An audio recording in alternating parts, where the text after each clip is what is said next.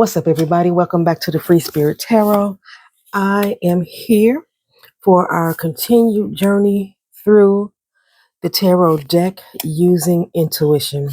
Today, we are here with the Justice card. I find this card to be fascinating, to say the least. I've particularly pulled this Justice card out of the deck.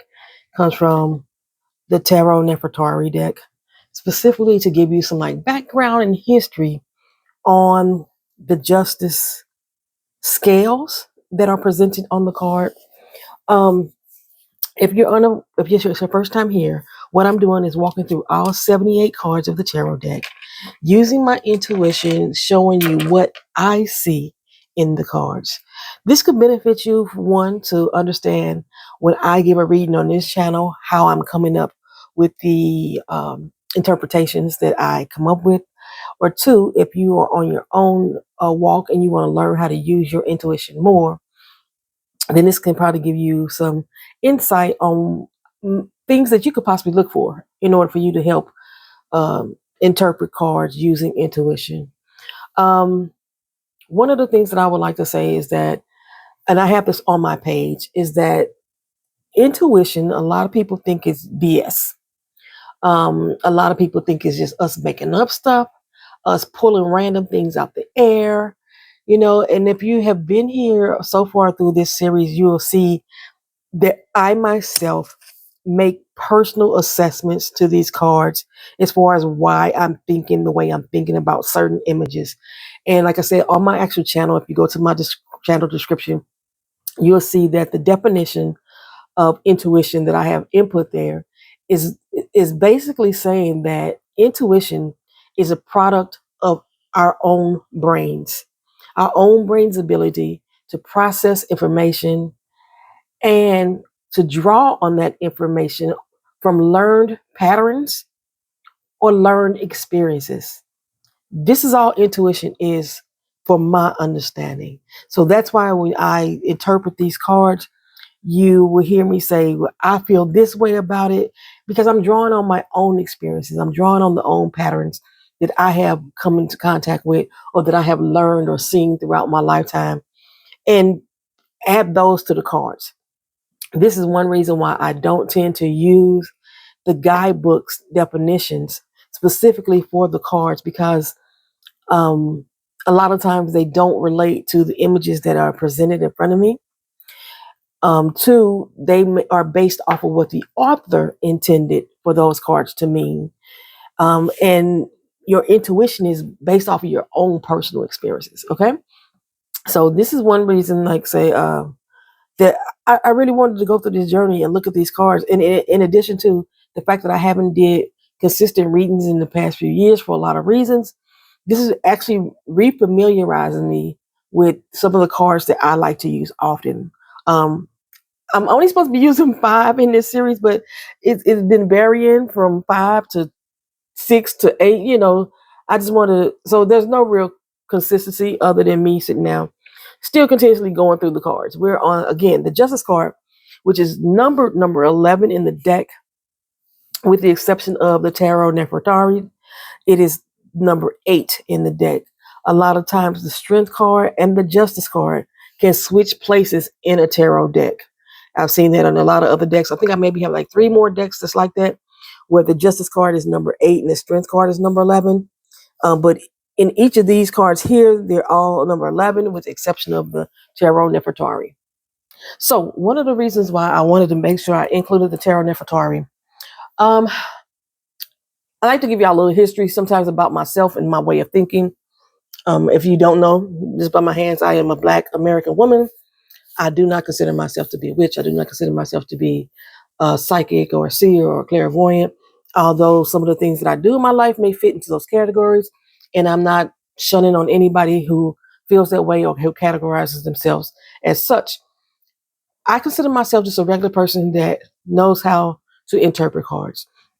I believe that everyone created on this earth has the ability to tap into that part of themselves, especially using their intuition. But in saying so, you guys know, the ones that have been around for a minute, Know that I like to connect very much with things that are of the African diaspora, from which my lineage comes from. And that's how I ended up with this Tarot Nefertari deck. I know that now on the world map, a lot of people take Egypt out of Africa and they try to make it an Asian country. They started doing this around the 1980s, if I'm not mistaken. Because I remember growing up in school, Egypt was always in Africa. I remember the way the map was drawn. Egypt was in Africa. And I actually still have a copy of that old map from the 1970s. And then somewhere around the 80s, 90s, the maps changed and Egypt then became part of the Middle East, which became part of Asia. But if you buy a plane ticket from America today to go to Egypt, your ticket is still going to say Africa. I'm not sure what it'll say from other countries, but at least from America, your ticket is still going to say Africa. It's not going to say you're going to Asia. Okay, so the reason why that was important for me is because when I wanted to start actually reading tarot cards, so I think I've always been an interpreter of different signs and symbols throughout my life, but tarot cards specifically, there was an argument of where tarot originated, where the symbolism originated. And I think that the Justice card is a very good card to lean into that argument. One, because the scales themselves, if you Google that right now, it's going to say the scales are being represented by Lady Justia from the Greek and Roman era.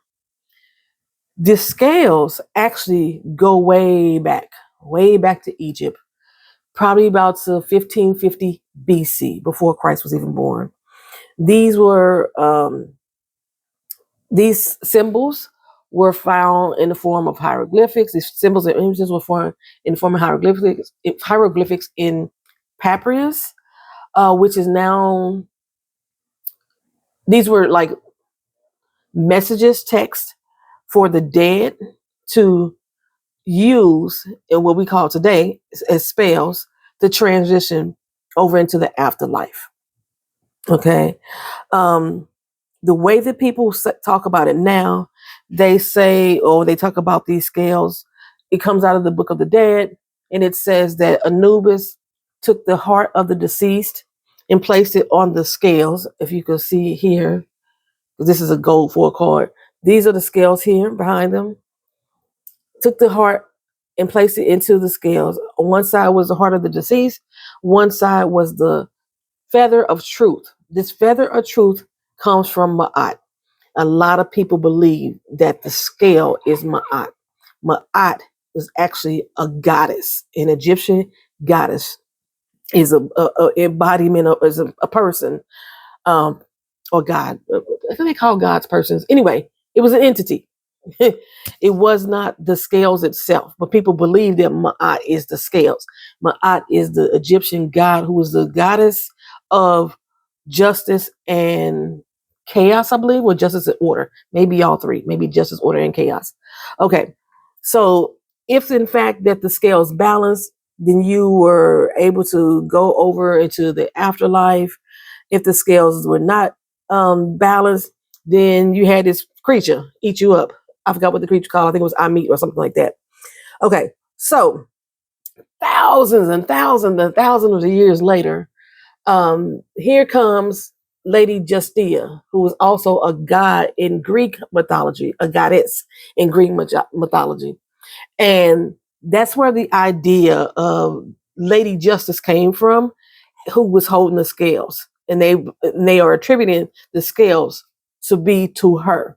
So I got a picture of the original. This is just a rendition of it. This is like a better depiction. Here's the scales.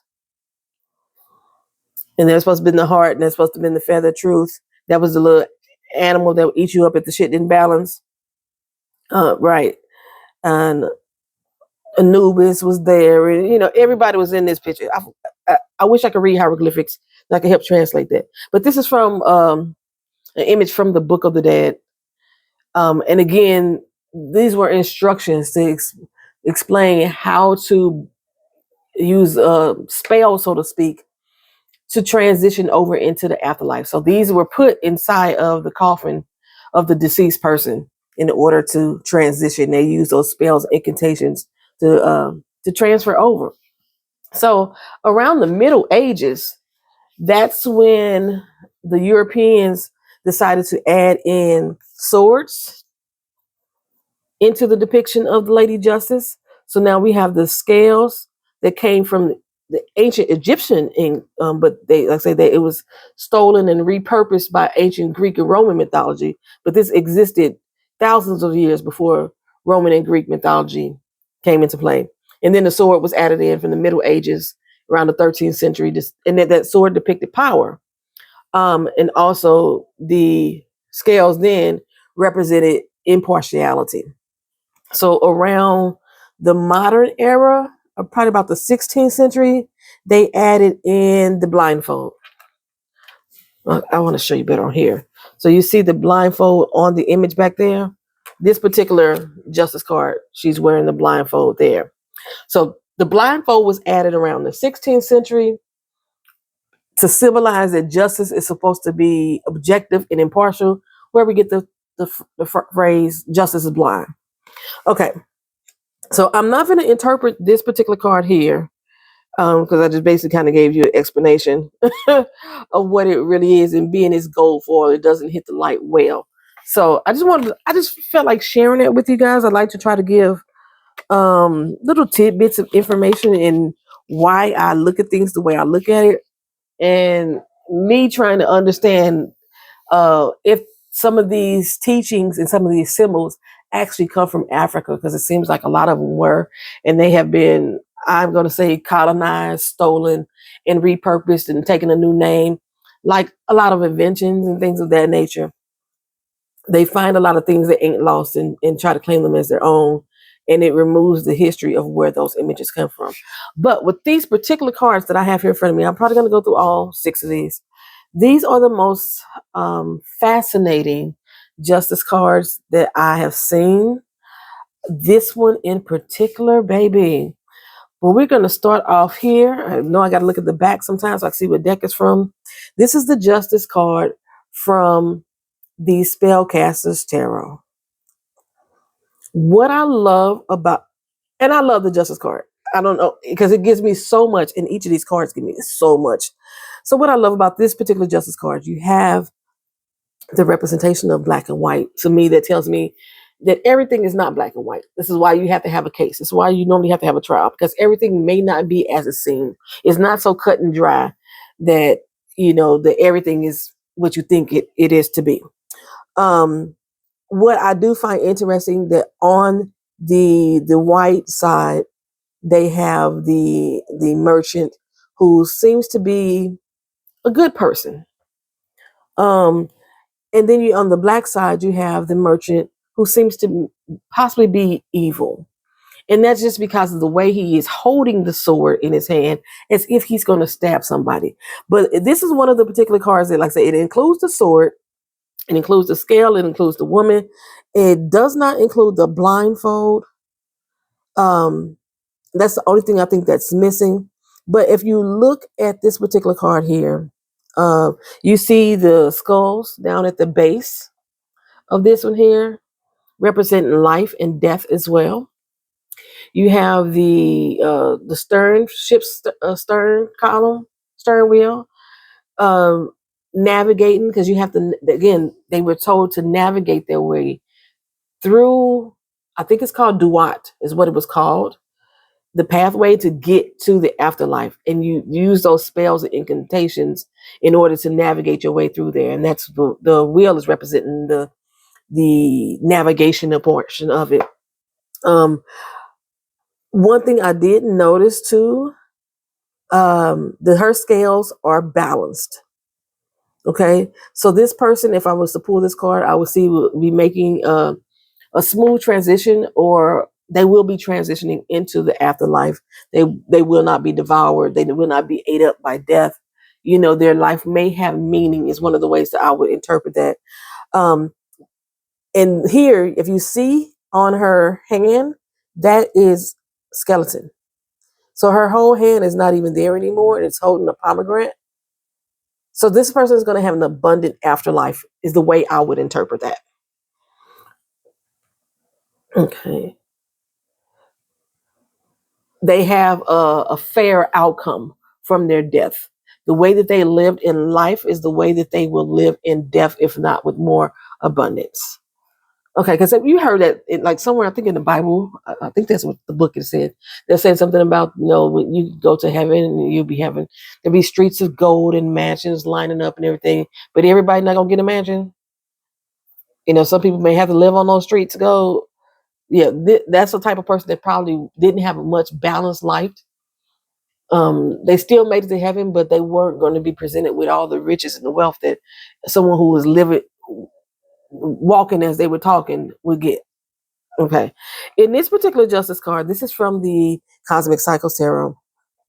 I like the fact that this person here, who I believe is the judge, has her eyes closed, the same as the Lady Justice. Okay. The Lady Justice has the unbalanced scale, and she has the sword there as well, signifying she holds the power. But she keeps her eyes closed and she just listens to the two representatives go back and forth. The scales on her desk are balanced as well, though, in opposition to the scales that's on the wall. Her cup is half filled with some type of liquid, so it can be seen as half filled or half empty or half full, depending on the other cards that may fall around it. And there seems to be a person in this seat. You can just see their image of that person that they are debating about. But the judge wants to remain impartial. But it's sometimes when I look at this card, I also see that she just don't give a damn about what they're talking about. She's already made up her mind. Okay. She always had her notes there, and she really just like tuning them out. That's another way that I see this card. So depending on what other cards fall around it, either she's like closing her eyes to soak up the information. I'm not sure if you're one of those type of people. I know I am, that if I'm driving down the street and I'm trying to find some place, I will turn my radio down in the car. I would drown out the noise so that way I could hear better, or I could see better. I'm sorry. And that's what she's doing here. She's drowning out the noise in order for her to think more logically in regards to this situation. Okay. So on this particular justice card, this is my everyday witch tarot. She has balanced scales. There's a black cat and a white cat, and they are arguing and debating as well, trying to prove which one of them is the accurate one. And I've always heard that in law, it doesn't matter who's right or wrong. It matters what you can prove. And I don't see that this particular Lady Justice is impartial, because even though she has the blindfold covering her eyes to symbolize that she's objective and impartial, if you look closely, she's peeking out. So in this particular one, she's adding in her own judgment into this situation of justice. So if I was to pull this card, I would be looking at like this could be somebody who's looking in on your situation and they are placing a lot of judgment. Maybe they've had a lot of experience in order for them to place that judgment. But they are placing their own personal judges, their own personal biases into your situation. So they're looking at both of you equally, though. Both sides equally. And they're going to be using their own intuition in order to help make the determination of whatever decision needs to be made in this particular case. I think I'm going to come back to that one last. So let me go this way. This one here is the Justice card from the Edgar Allan Poe Tarot. What I see in this one is coercion. So if I was to pull this Justice card in the reading, I believe that either you are manipulating somebody to do your will, or they are manipulating you. They are forcing your hand. They are forcing a confession out of you. So you see the justice, the law official has a strong arm on her shoulder. The scales is there and it's not balanced. So you can see that it didn't come out in somebody's favor. So they are forcing her to make a confession. And then you see this Abraham Lincoln motherfucker over here. who is like, yeah, that's right. Do what the hell I say do, you know. And so he's really not impartial as well. There is no lady justice in this situation. You have two impartial men who is forcing this person to do their bidding. I feel that way about politics. A lot of people go into politics, they get into these offices without any real power. They are just a puppet for somebody bigger. We're dealing with a lot of this shit right now in America with our political climate. We have these politicians who basically are on a payroll. They are bought and sold by big corporations and big farm and things of that nature. And that's what I basically see here. The look on her face is like, I don't want to be here. I don't want to do this. I don't fucking agree to it. But I'm being forced to. And that's what I say. They're forcing her to do their will. She's voting against her own interests in so many words. Okay. This justice card from the Good Fortune Tarot. When I first saw this justice card, I thought she didn't do a damn thing. But as I looked at her closer and longer, I realized how powerful she is. She manipulates her own will. I do not think that this particular justice card is fair and impartial. Her hair over her eye shows me that she does show some bias. It's her hair over her eye is almost equivalent to her peeking from beneath that blindfold. She got one good eye on the situation. That one eye is always open. So no matter what you say, she gonna have her eye on the ball as well. Okay. We have the representation of the sun and the moon. Um, Again, for me, it's not just night and day, or things could be clear as night and day. Um, when you have the sun and the moon in the sky together, you believe that's the world is being balanced around it as well. In her scales, again, one side is tipping to the other, and in the side that is up, there is a mouse or a rat, if you will, in her thing. So she already feels that somebody is a rat. Okay. Whoever's showing up on the left side of this in the cards, they're most likely is the rat in this situation. So because she has the power, which is represented by the sword, she is making the decision to tilt the scales in the favor of the person who is not the rat. So if you notice here, this side is tilted, even though there's something here. A whole rat is there, and there's nothing on this side that we can see. It's still heavier than this side. Why? Because her elbow is leaning on top of that scale. She is tilting that in the favor in which she wants to go. She has all the power in this situation. Is that fair? Maybe not. Is it right? Maybe not. But is it just? Some people may think so. All right. So this one right here, it's one of the most intriguing justice cards that I've seen. You don't see the scales of justice anywhere. Nobody's wearing a necklace, nothing like that. You don't see a sword being presented, nothing like that.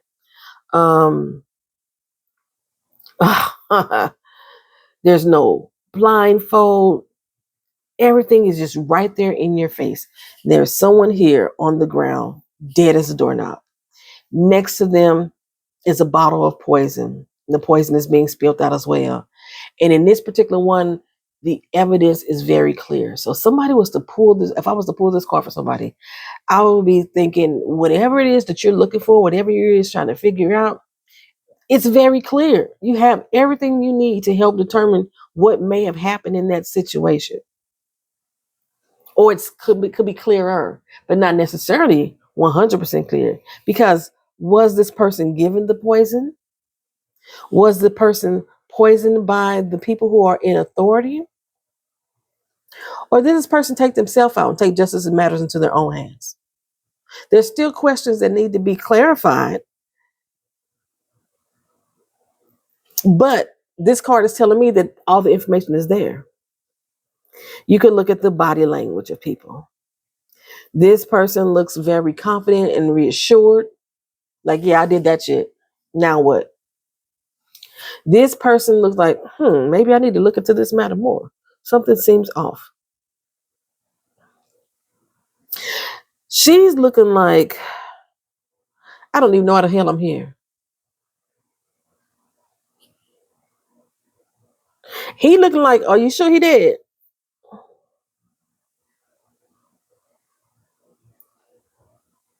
But the position of his hands, the position of his body, makes it appear as if he may have dropped this poison.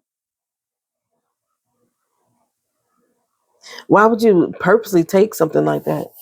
Unless you were trying to frame one of these people behind you. Sometimes the justice system is nothing but a big ball of manipulation. But I found this card so freaking intriguing. This is from the Good Fortune Tarot. All right, so that's like my little history lesson on the scales, Egyptian versus Greek mythology, and how they all came about, and how they were all presented into the tarot. And I think one of the points I was trying to make that I probably never got to, who started tarot. A lot of these symbols in the tarot deck was pulled from not only Catholic religion or the Christian religion, but also, or the cult religion, but also from ancient Egyptian religion. And they have just been renamed, repurposed, and did I put that card back in there? I did put that card. Renamed, repurposed, as time grows on. Ma'at was the original Lady Justice, and they have taken her completely out of the context, and just after centuries and centuries have passed, just made the Roman, I said the Greek goddess, the Roman goddess Justia, the Greek Titanus was Themis. They have just made them the representation or the so-called origin of Lady Justice when Ma'at was already Lady Justice. But yeah. So yeah, that's all I got for you guys. Thank y'all for sitting here with me. Thank y'all for listening. What I also find fascinating about the Justice card is the very next card that follows is the Hangman. As if the judgment has been passed, the justice has been served, and then you get the Hangman next. So the Hangman is also, I do appreciate that card as well. I even went back to ancient Egypt as well as far as the representation of the Hangman. And I probably will pull out this deck again just to show you the original interpretation of the Hangman and how that's changed over the years as well. But again, if you have not liked the video, please do so for me. If you like the video, subscribe to the channel if you're interested in more of these topics. We got a lot of more cards to go through. Again, I'm going through all 78 cards in the tarot deck. Each suit, all 78 cards, and give you my interpretation on what I see in these cards and how they relate to me and how they relate to my own learned patterns or my own learned experience as well. And hopefully you can see your own patterns and experiences. And I hope that while you're watching these videos, if you have any additional thing to add, please feel free to put it in the comment section. I would like to see how we all either connect or maybe not connect on what these cards mean to each other or just for you in your reading. Okay? Thanks for watching. See you in the next video. Will be the Hangman card. Peace.